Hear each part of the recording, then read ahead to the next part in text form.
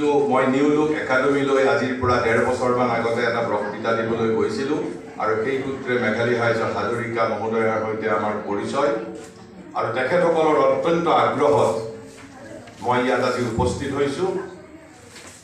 মই দুটা বা তিনিটা নিৰ্দিষ্ট কথা কোৱাৰ বাবে, কিন্তু তাৰ আগতে মই প্ৰথমতে মেঘালী হাজৰিকা কাকতি মহোদয়াক মই আন্তৰিক অভিনন্দন জনাইছোঁ, শুভেচ্ছা জনাইছোঁ। তেখেতৰ সৃষ্টিয়ে সাৰ্থকতা লাভ কৰক, তেখেতে নতুন কামৰ বাবে আৰু সাৰ্থকতা লাভ কৰক। কিতাপখন এইমাত্ৰ আমি চকু ফুৰাবলৈ সুযোগ পাইছোঁ, গতিকে কিতাপখনৰ ওপৰত বিতং মন্তব্য দিয়াটো আমাৰ বাবে এটা আত্মপ্ৰবঞ্চনা হ'ব। কিন্তু তথাপিও চকু ফুৰাওঁতে যি 2-3টা কথা বৈশিষ্ট্যই মোক মুগ্ধ কৰিছে, তেখেতৰ লেখাত ইতিমধ্যে নিতুমণি শইকীয়া আৰু মাননীয় ৰীতা চৌধুৰী বাইদেৱে উল্লেখ কৰিছে। কাব্যময় ছন্দৰ অভিব্যক্তি আছে।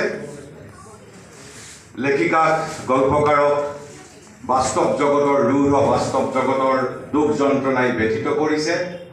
সেই দুখ যন্ত্ৰণাৰ সা-সমনীয়া প্ৰকাশ কৰিবলৈ লেখিকাই প্ৰয়াস কৰিছে আৰু লেখিকাৰ অন্তৰত ভাৱ থুপ খাই আছে। এনেও কবি হ'লে কবিৰ অন্তৰত ভাৱ থুপ খাই থাকে, কিন্তু 2-এটা ছপাশালৰ ভুল মোৰ দৃষ্টিগোচৰ হৈছে। সেইখিনিৰ প্ৰতি লেখিকাই ভৱিষ্যতে নজৰ দিব।